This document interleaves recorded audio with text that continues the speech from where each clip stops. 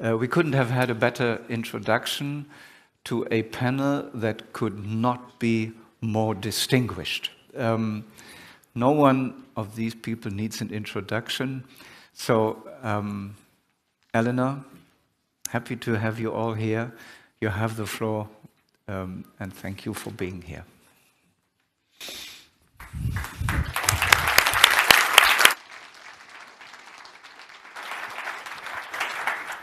Good morning. Thank you, Justice Harbath. That was an amazing introduction to our panel today, which is on pressure on the competition agencies, outside pressure.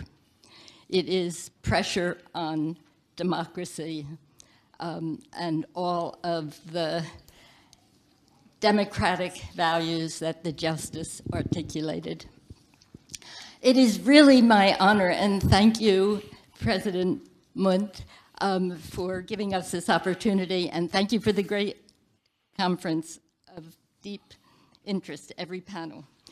We do have an amazing panel here today to discuss pressure on the competition authorities, and let me start on my far right, but nobody needs an introduction, so this will be very fast.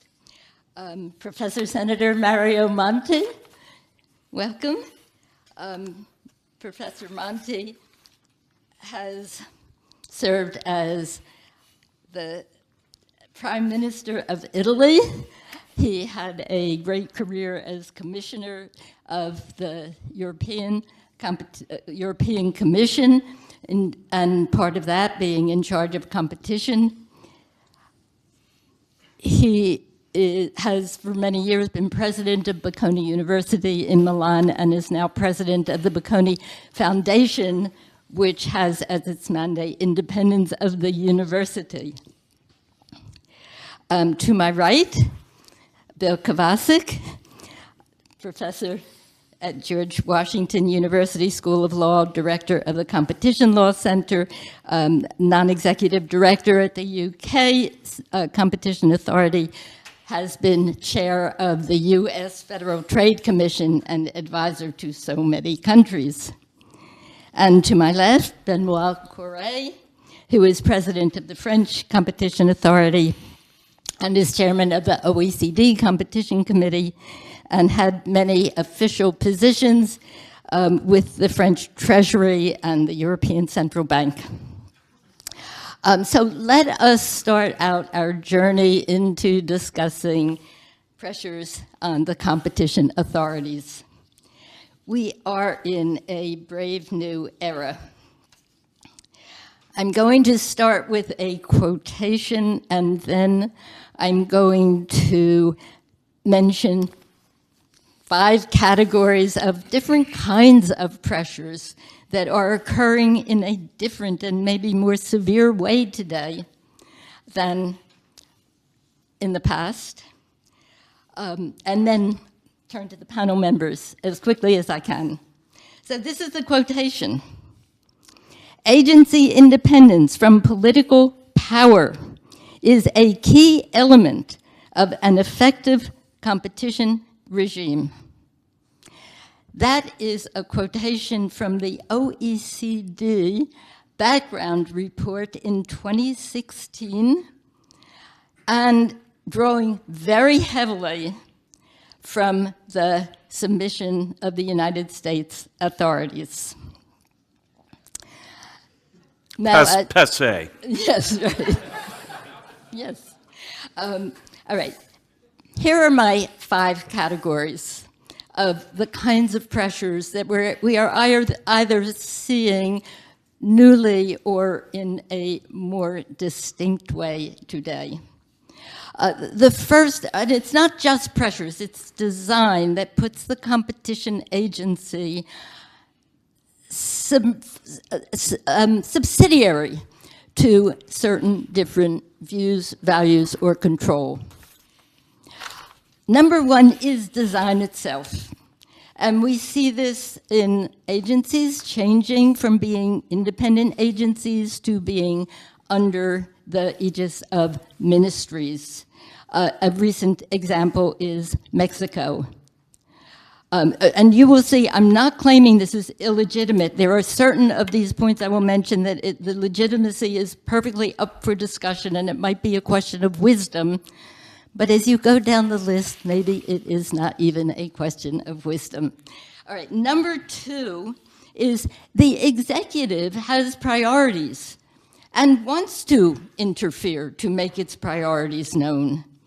And an example of this is South Korea today, where the president is saying, I want this very significant cartel enforcement, so it may be consistent with the mandate of the agency. Another example is Biden administration in the United States, where there was this kind of close connection between the president's policies making them felt very well on the agencies. Now we get to a difference in kind. The third is that macro policies are presented as superior to the competition values and goals. This is the growth agenda, for example, of UK. It is possibly inherent in the Draghi report to be discussed. Growth, innovation, scale. Is competition law able to handle these or not? Number 4, I get to something very different in kind. Self-dealing. Use of competition agency, but all agencies, to reward friends, to punish enemies, to promote lobbyists who are friends of the president, to decide who should buy Warner Brothers assets. Also, and branching it out from the US, just pressures of lobbyists, of business itself. Yeah. All of those 4 are about pressures within a jurisdiction. My 5th is pressures from outside of the jurisdiction.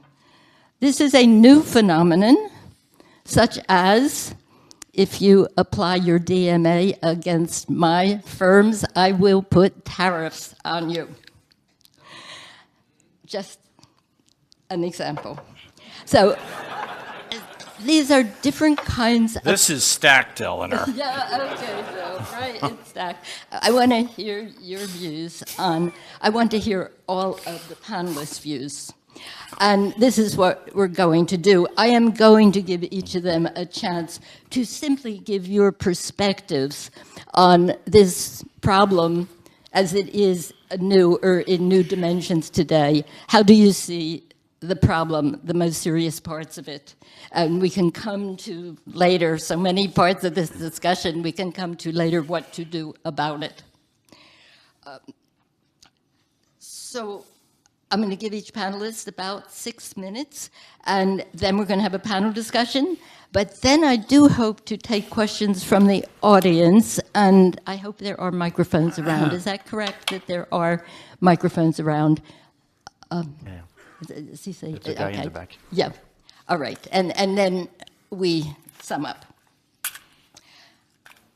Starting with you, Mario. Could you give us your thoughts on how you perceive the problem, the most important parts of it?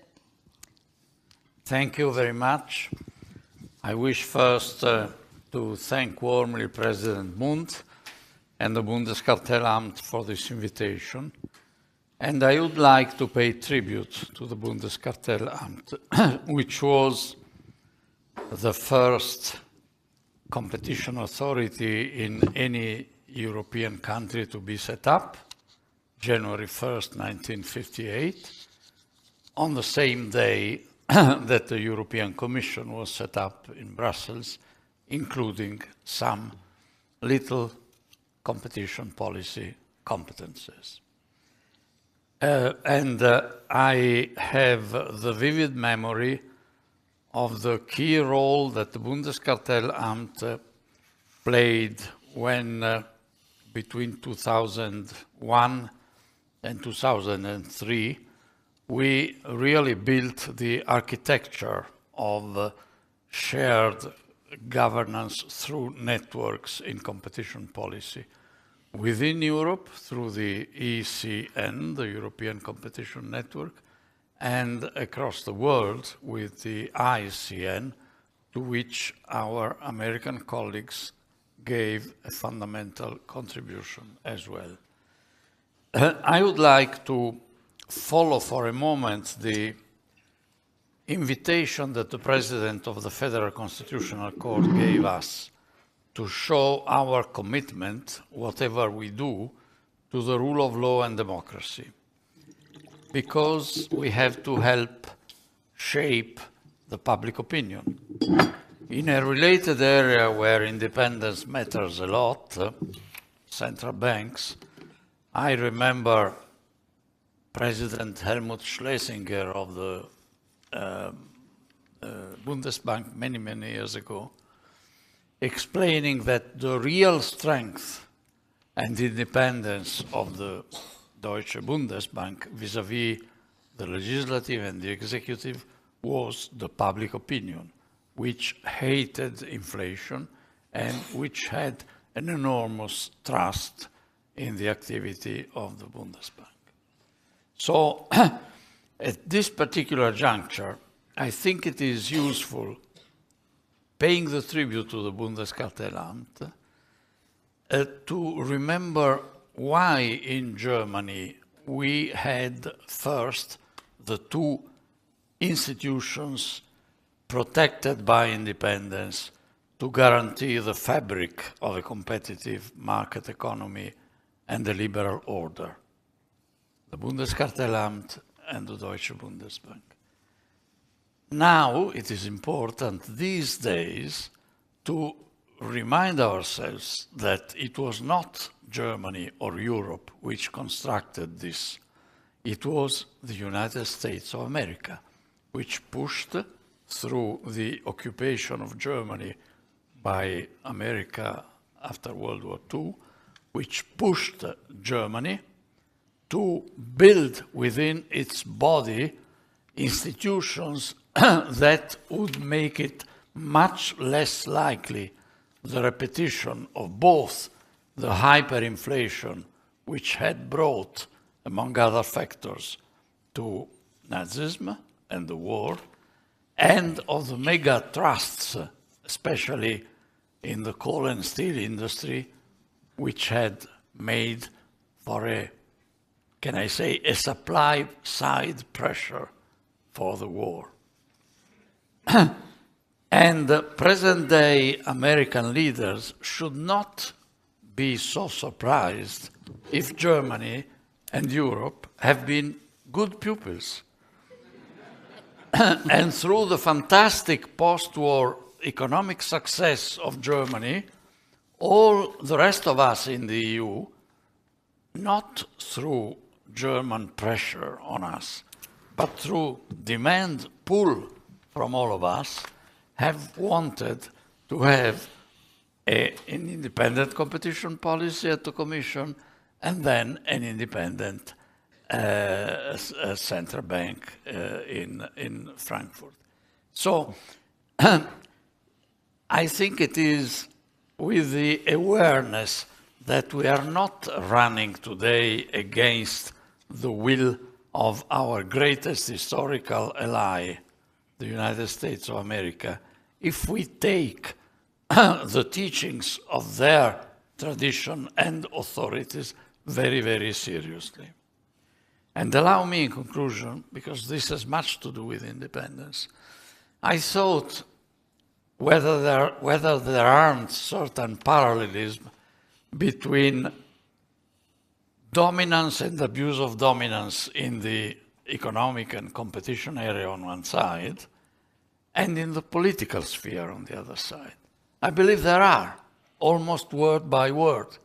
I believe that a politician, a party, who through legitimate elections earns a majority in parliament, acquires legitimately a dominant position, like a company in the market.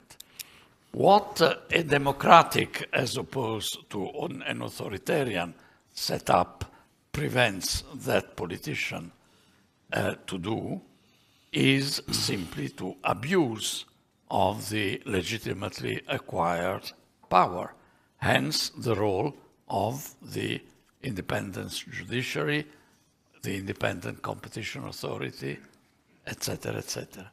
So the same principles that it is legitimate to have power, even great power, if you have built in legitimate ways a very dominant position or a huge majority in a parliament, all that is legitimate.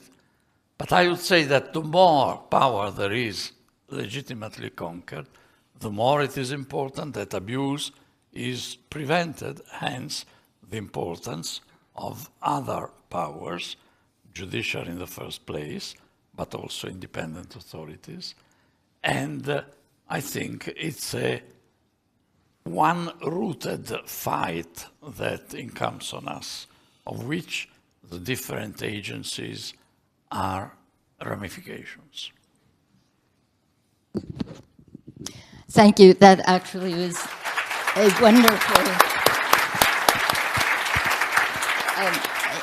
wonderful start and totally congruent, taking to the next step to President Horvath's remarks on the relationship of our tasks in the competition field to liberal democracy and preserving the state.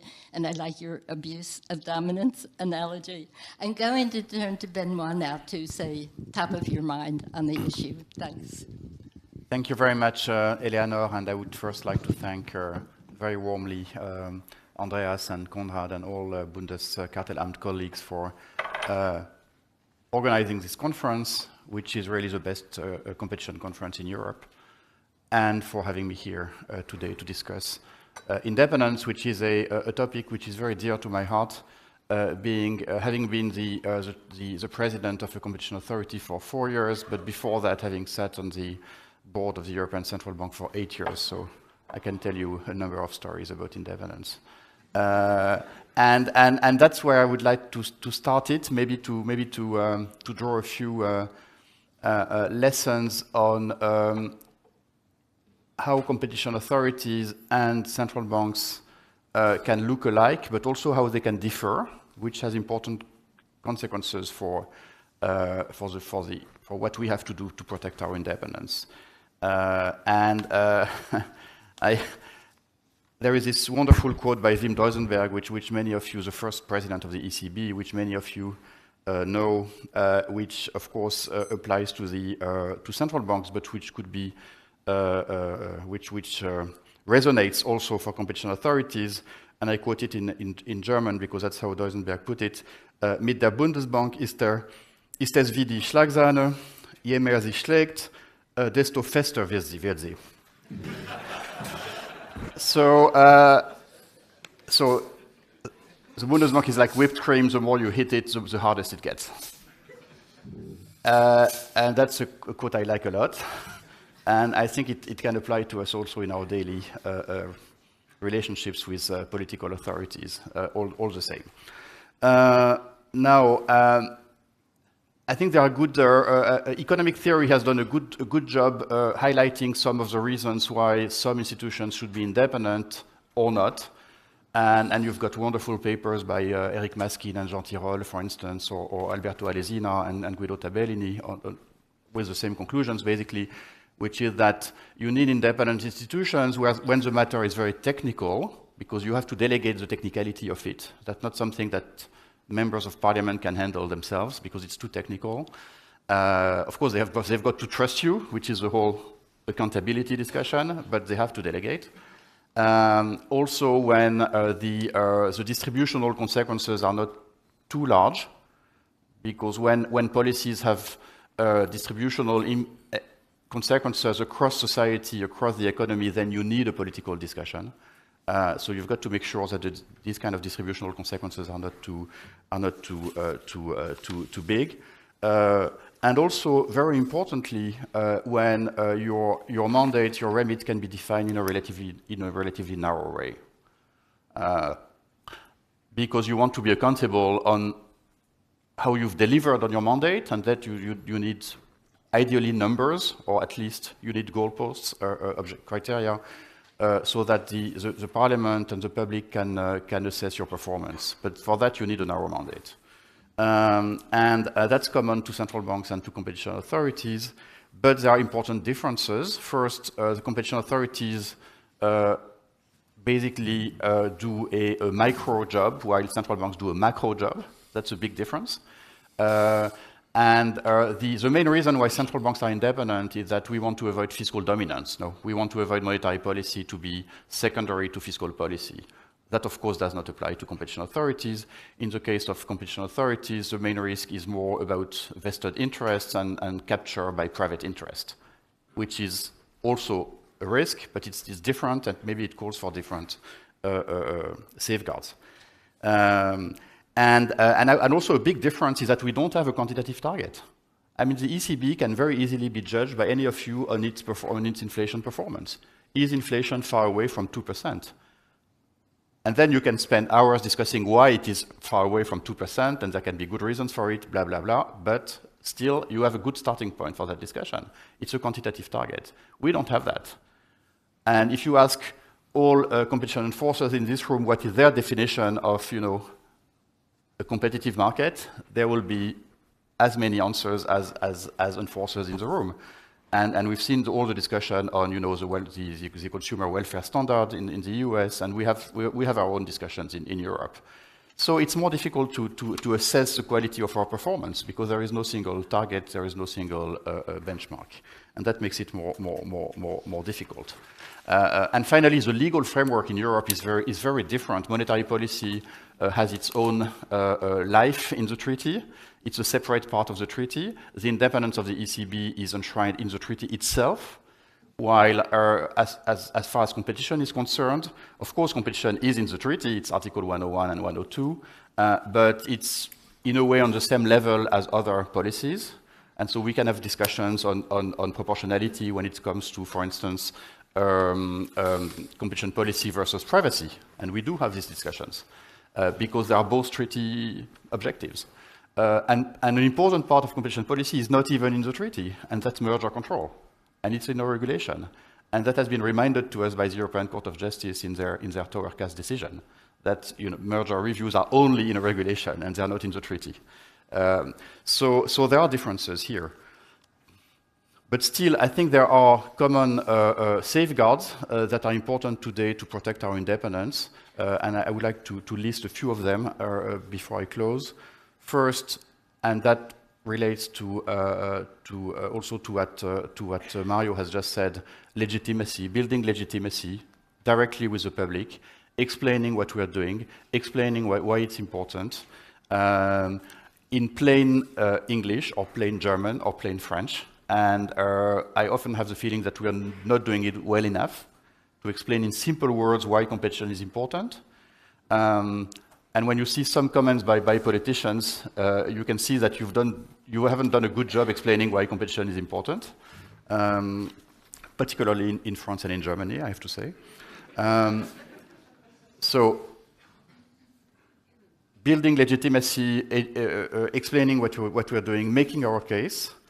Second, and that's particularly important for competition enforcers, guarding ourselves against capture by private interest. And that's where ethics import.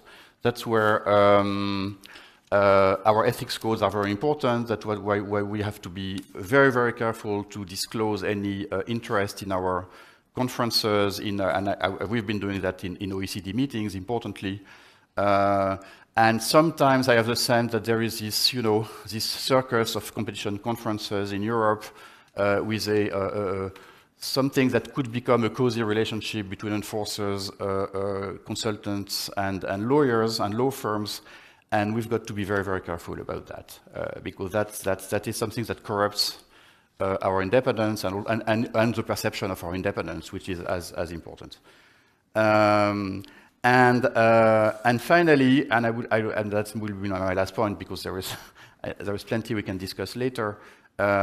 We also have to make sure that maybe one intermediate point is that we want to make sure that we keep broad discretion on the way we deliver on our mandate.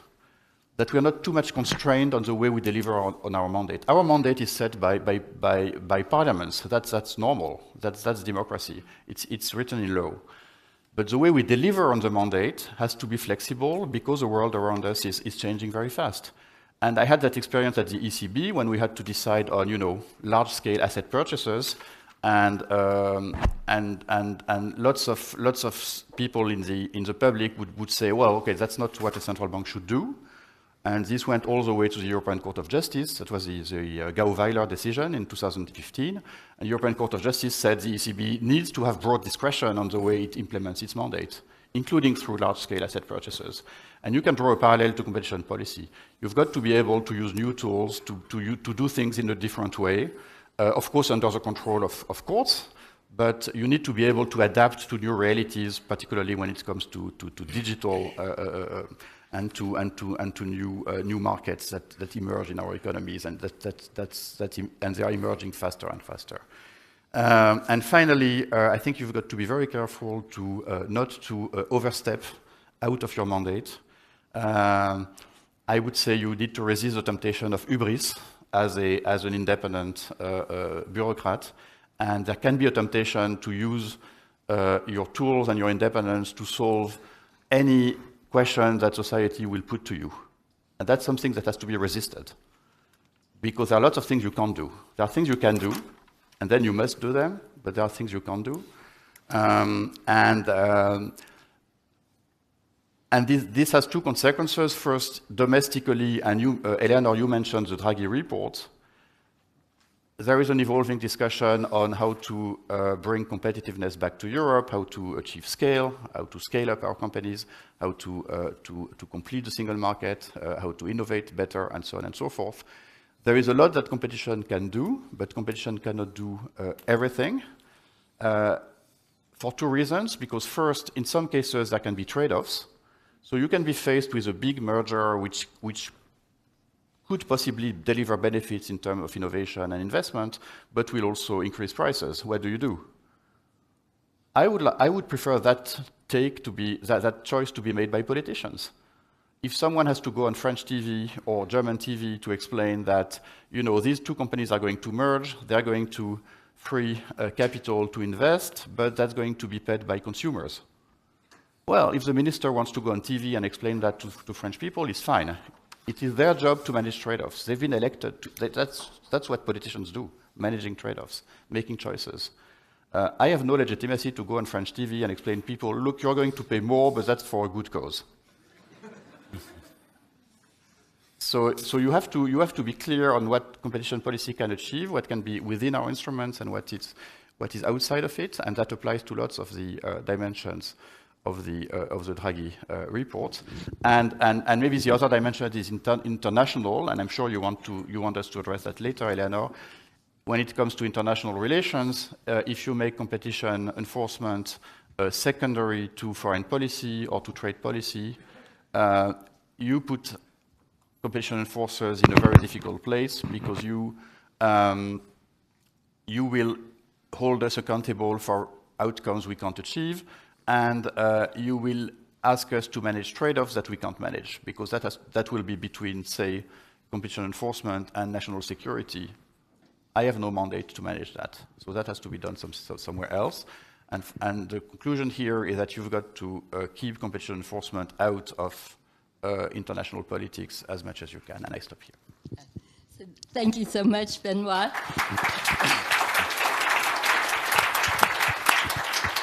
So you've teed up a whole range of issues that we're going to come back to more specifically, and you have expressed the importance of having the space to do your own work with the proper discretion to do it, and you said, and to resist the pressures from outside, and you put on the table the question of who makes the decision when it's not a competition market decision. Let's hold these questions for our discussion, because I want to turn to Bill and ask you your top of mind of importance of issues in the area. Thank you, Eleanor, for assembling the panel. Thanks to Andreas, to Conrad, and to the incomparable Barbara for putting together these two wonderful, wonderful days. I thought Thomas Stefan did a wonderful job yesterday of emphasizing the importance of defining what we mean by independence or autonomy. I don't think we can imagine that a country would give an agency great power, a lot of money, without asking now and then, what are you doing with it? And with what effect? To the extent that the term independence, or I suppose Unabhängigkeit, suggests isolation, that's not possible, and I don't think desirable. So what do we mean? What degree of autonomy is important, and in what respect? I distill from his presentation and from that of the President of the Constitutional Court several desiderata for an institution. First, no interference in the decision to investigate or prosecute. Second, no interference in the resolution of cases or the decisions that lay out the basis for cases taken. Third, freedom to act as an advisor without concern that the expression of views, delivered politely but firmly, will cause the dismissal of personnel. That's the advocacy function. René Obermann mentioned the example of SpaceX. You're familiar with where SpaceX came from. SpaceX was the creation of someone who made a lot of money in payment systems, cashed that in, and decided he wanted to be a rocket man. The US government, the Department of Defense, strongly promoted the consolidation of Boeing and Lockheed Martin into a joint venture called the United Launch Alliance. And they'd formed their views quite strongly and had gone to the White House saying, we want to do it, it's a good program, let us go ahead.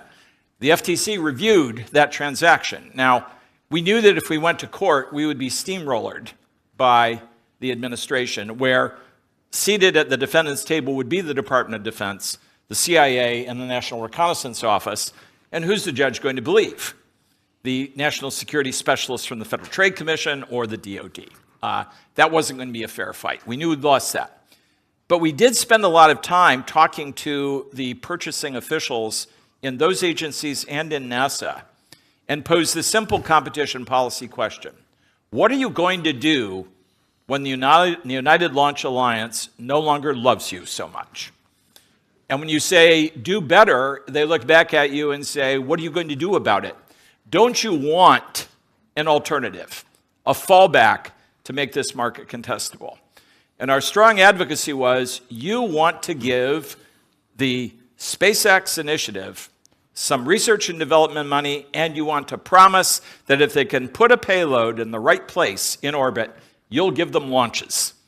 There was an entrepreneurial head of NASA at the time who said, I will do that, and he did. I'd like to think that in an important way, if the FTC had not acted as an advocate for that position, SpaceX literally never would have gotten off the ground.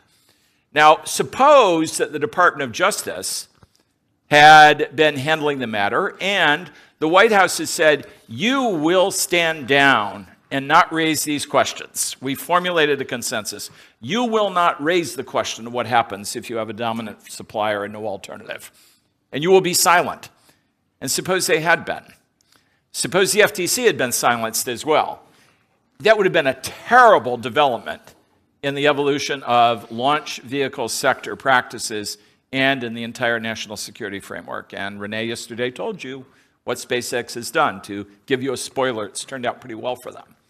But it went from 0 in 2005, 2006, and had there not been a robust debate where the relevant agency, the Federal Trade Commission, had not been told, shut up and get in line, it was possible to have this other alternative put in place. So you need that capacity. Why does this degree of autonomy in the decision to bring cases matter?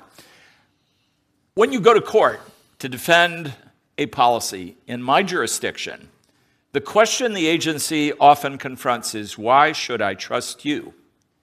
And the crucial element of the agency's presentation is, you can trust us because our professional judgment provides a reliable basis for taking the path we suggest.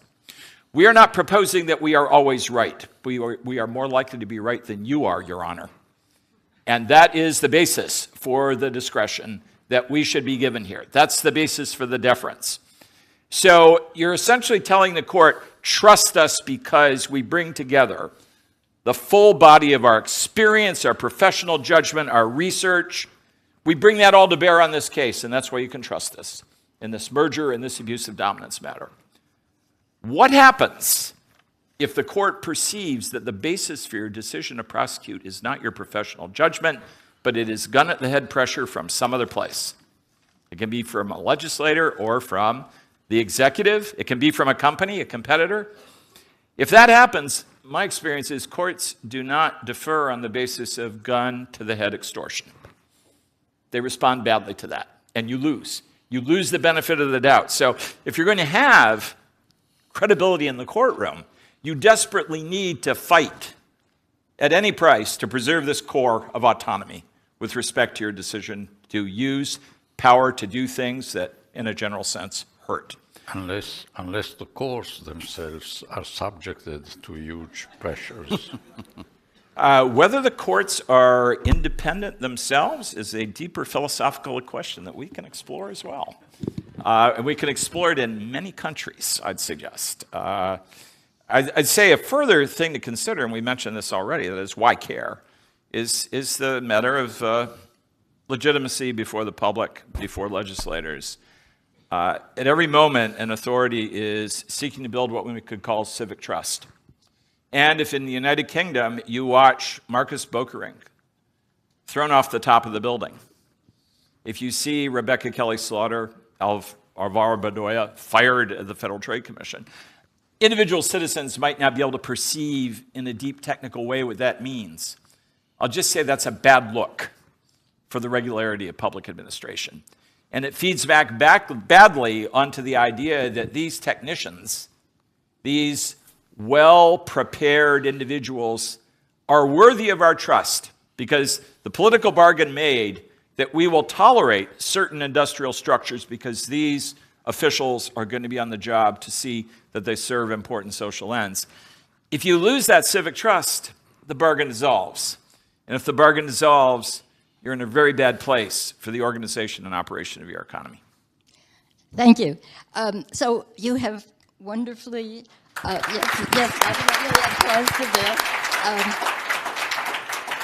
you have actually brought back from President Horvath's speech the relationship of free speech to competition advocacy, and legitimacy in connection with trust and loss of trust.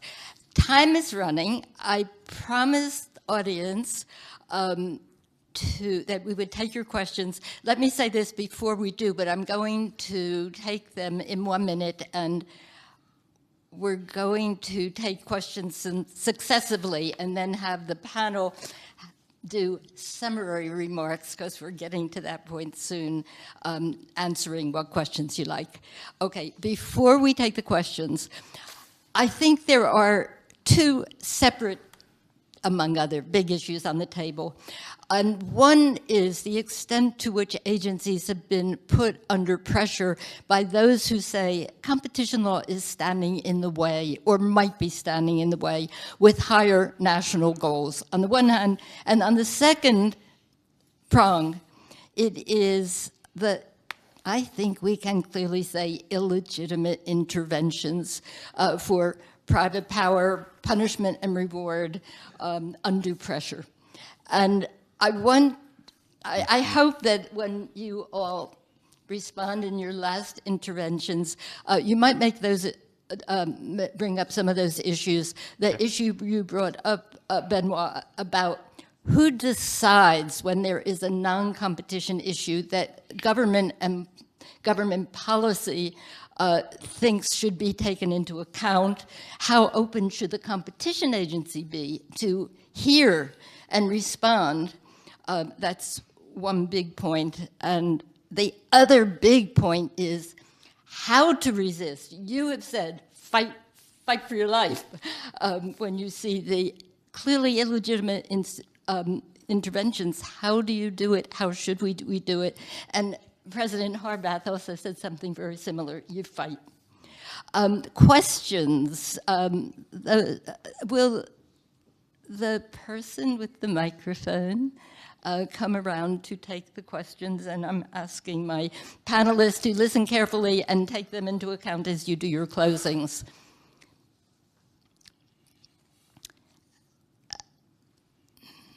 And President Andreas Mund, because we started about 5 minutes late, do we have 5 minutes more, or you want to?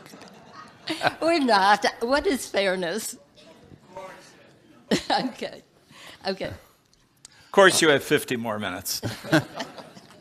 Thank you for a great discussion. It was really interesting, very, very insightful. Oh, excuse me, your name my name is and Alexei association, Gutierrez, please. coming from Moldova, former chair of the Moldovan Competition Council. Moldova. It was very interesting to see from your perspective, from the perspective of big countries and big authorities, or about the challenges that you experience in your activities. So let me say that in small countries and in smaller economies, these challenges just only amplify for a number of reasons. And usually the economic relations are much less formal, or they're sometimes very informal. The connections between the business and the political class is much closer in many cases. And most importantly, the ability of competition authorities is very much dependent on their capacity to be a strong voice, sometimes even against the actions of the government, because governments are often much more interventionist in such countries, sometimes for good reasons, because they want to do better, and they think they know how to do it much better than companies or than markets. And the only option how we can, I think, become more independent is become more stronger in terms of the expertise we can provide, and in terms of our ability to convince, maybe not politicians sometimes, but the public, that there are some alternative ways of bringing efficiency and economic prosperity. But here we come to the question which I wanted to ask to you, because there is often a vicious circle. The competition authorities, in order to be stronger in terms of the expertise and their voice, need more expertise, need more resources. And these resources are provided very often by those governments whose actions competition authorities are often supposed to supervise. And this is a vicious circle. You know, there are no resources and you cannot supervise. They don't want you to supervise and they don't provide resources. How to break this vicious circle, in your view? Thank you for your valuable question. Thank you.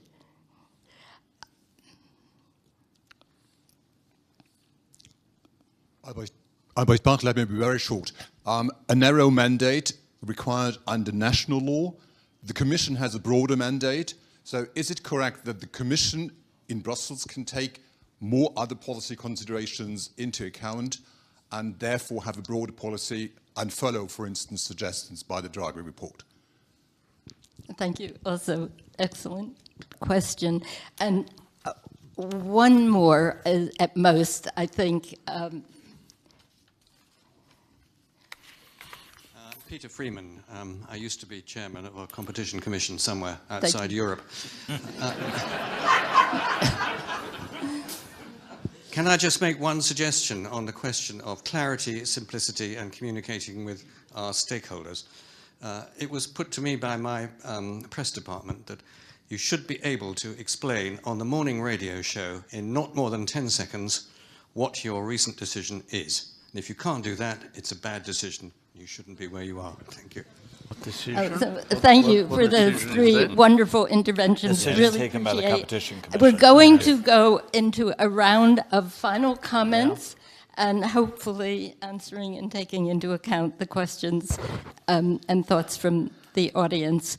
And so, Mario, can I start with you? And I'll do Mario, Bill, and Benoît. Extremely interesting questions.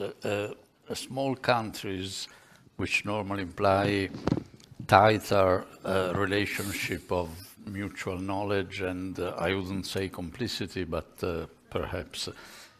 This is a point which is relevant in my view. Small countries are nice, we cannot destroy them, but maybe this is a point which is a small exception to the principle of subsidiarity. To say this in Germany, I know, is very risky, but maybe for some decisions, it's better that the decision is taken somewhere many, many steps remote rather than in the square of the little village. Second point, to be vocal, respected, and effective and independent, competition authorities need resources. Resources are to be provided by those who may not like the competition authorities to become too strong.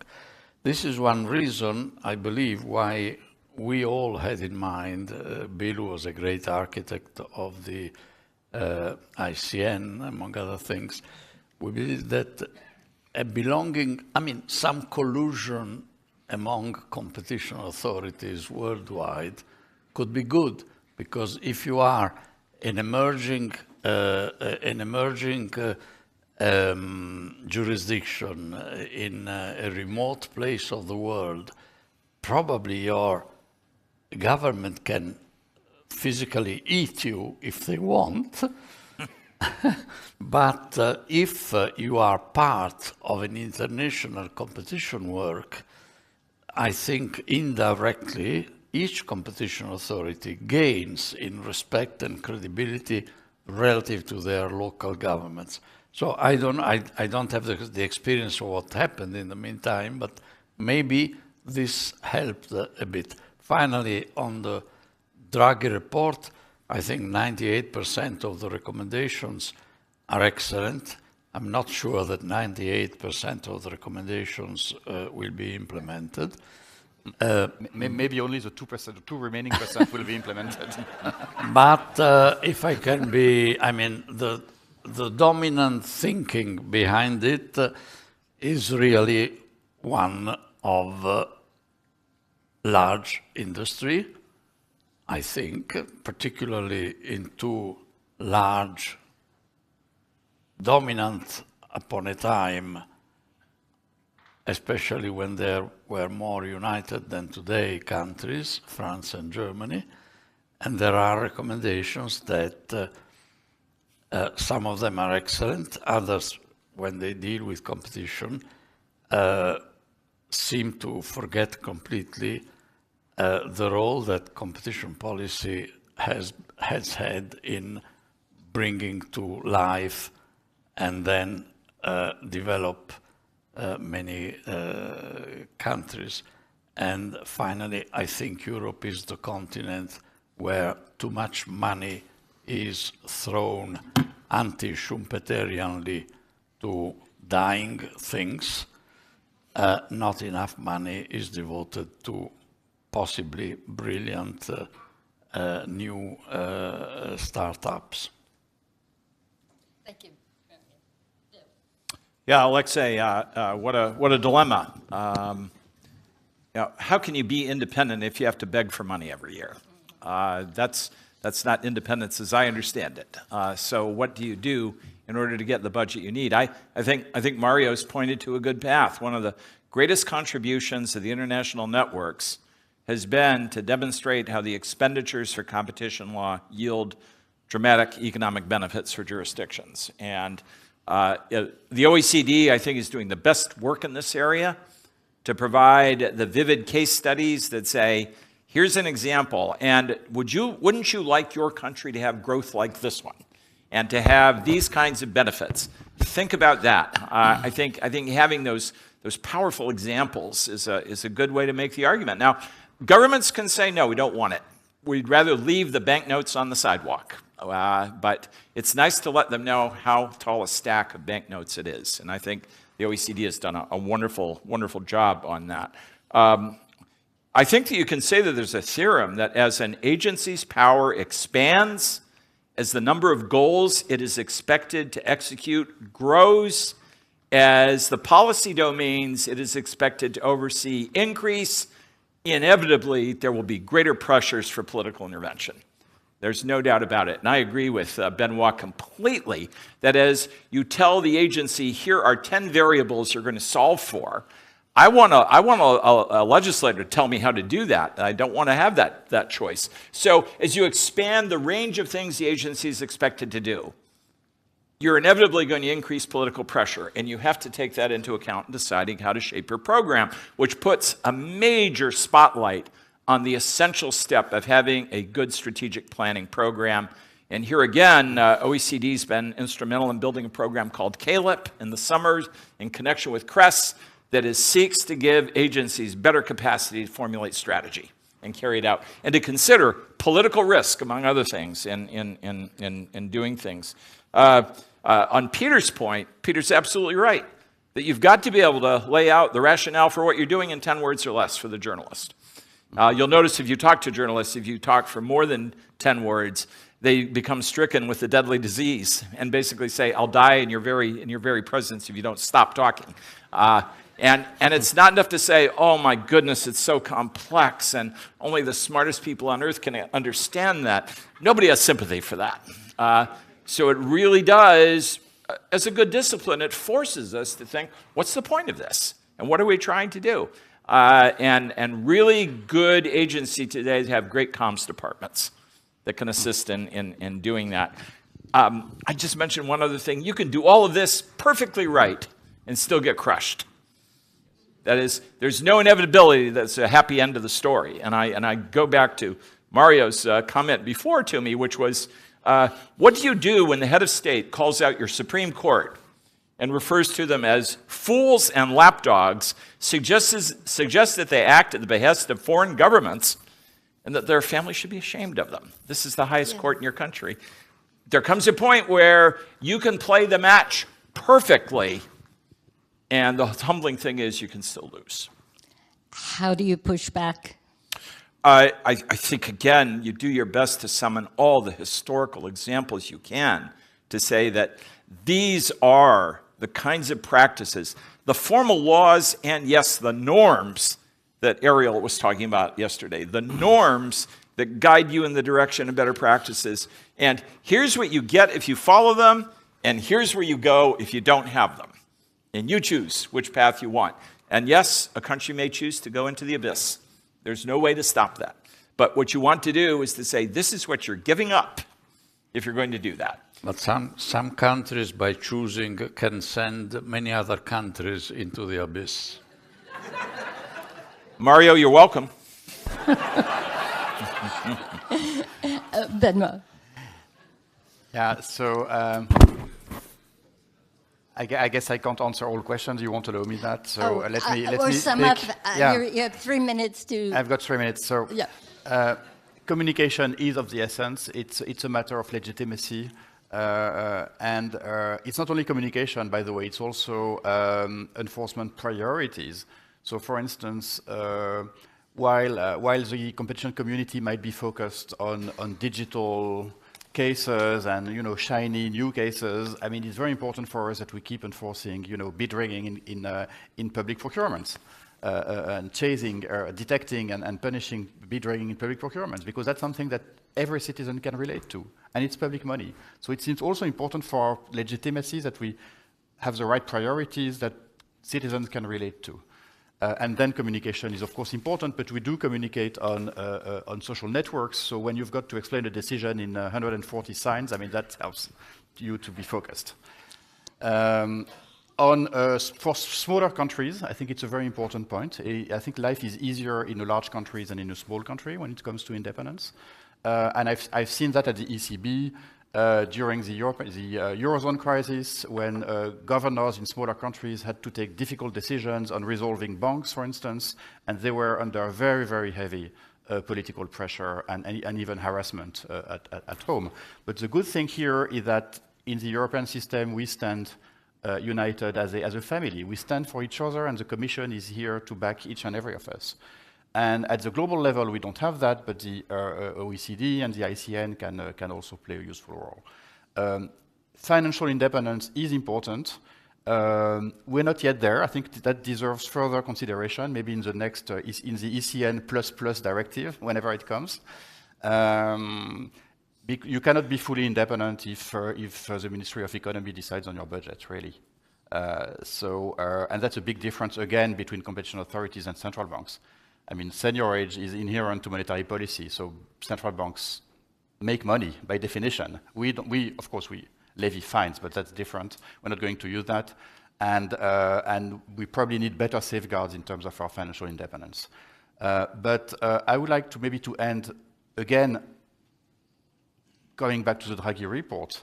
I think the whole project of the Draghi report, which is to have a more consistent, unified approach to our policies and to get the job done, and that there is nothing really new. I mean, more or less everything was already in your report, Mario, and that was like, what, 10 years ago, 15 years ago, and nothing has been done.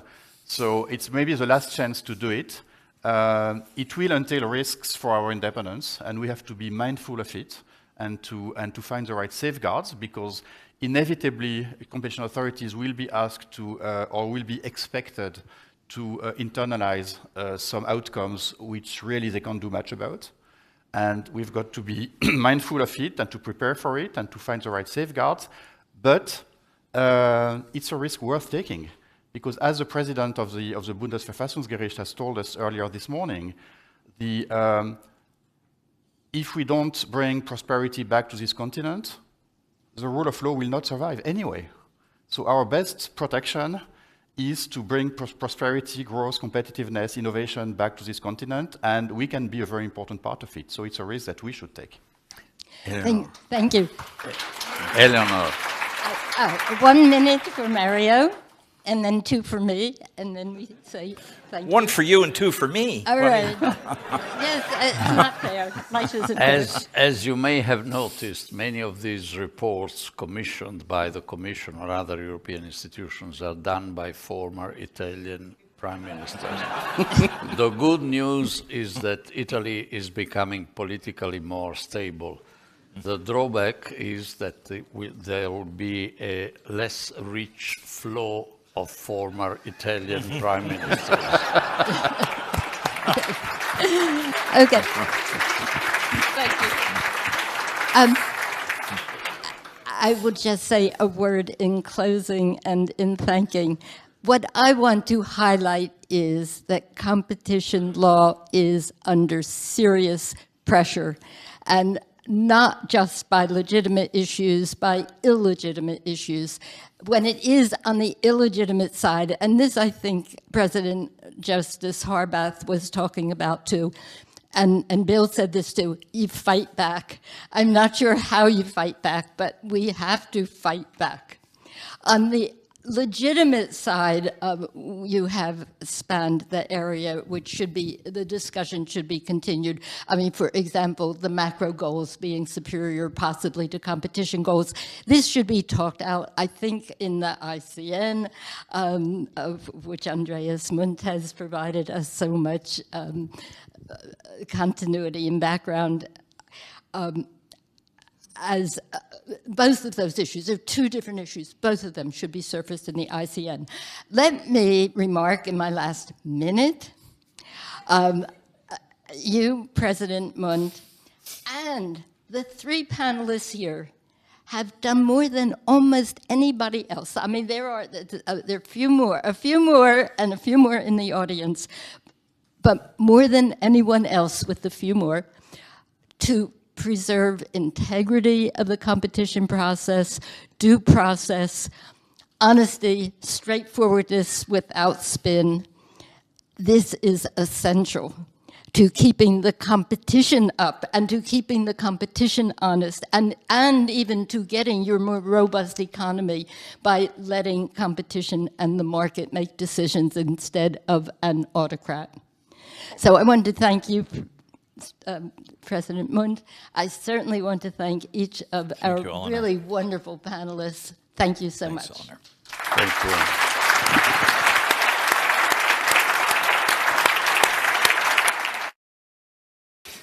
I must say, it's the second time I'm proud this morning. Proud of your kind words, Eleanor, of course, but also proud that we managed to put up such a thoughtful panel, such deep insights on a very difficult and political topic, and you managed to put it in direction, taking up Professor Harbert in a unique way. So really, it was excellent. Many thanks.